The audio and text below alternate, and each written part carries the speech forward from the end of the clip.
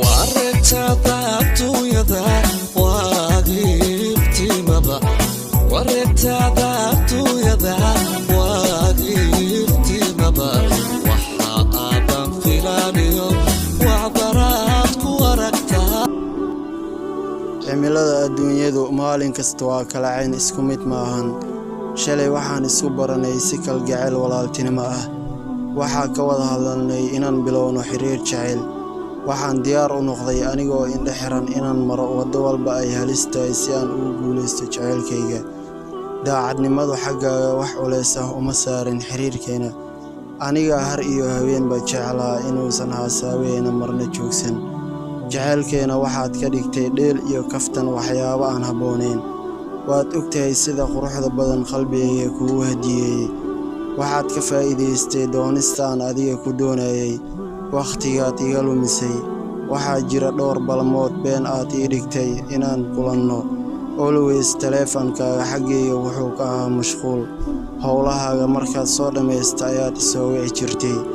adigoo weliba ii caddaynaya inaad dunida aniga iga jeceshahay waxaad iga dhigatay kostam marna aad shidanaysid marna aad iska xooraysid markaan sal iyo baar kuu eegay waxaan dareemay xanuunka inuu aniga igu egyahay adigu fal aan ku lahayn aniguna waan kaa tashtay wanaag kaa filayaa haddaad adigu weecatay ugu walwal iyo dhibaatada marna laguma waaree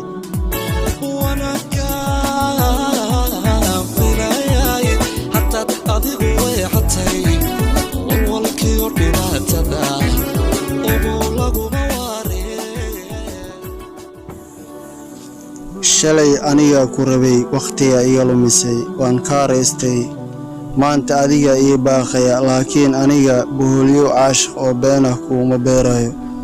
dadka daacadda ah waa dad samaha jecel daacadnimadu uma baahna caddeemo ee waxaa laga fiiriyaa dadka daacadda ah indhahooda iyo samirkooda dulqaadkooda uma baahni hadda wadahadalkaaga xiisaha ah hareerahaaga ka day qof aniga iga fiican oo iga hanti badan kulay waad helay qof kale hadda ka hor adiga xiriir ayaa noo socday adiga gaabisay comeback ayaa dib iigu soo laabatay anigana waa kaa danaystay waayo ruuxii kaa danaysto waa laga danaystaa waa qiso dhab ah ku dhacday wiil Soomaaliyeed oo noola wadaagay fikirkiisa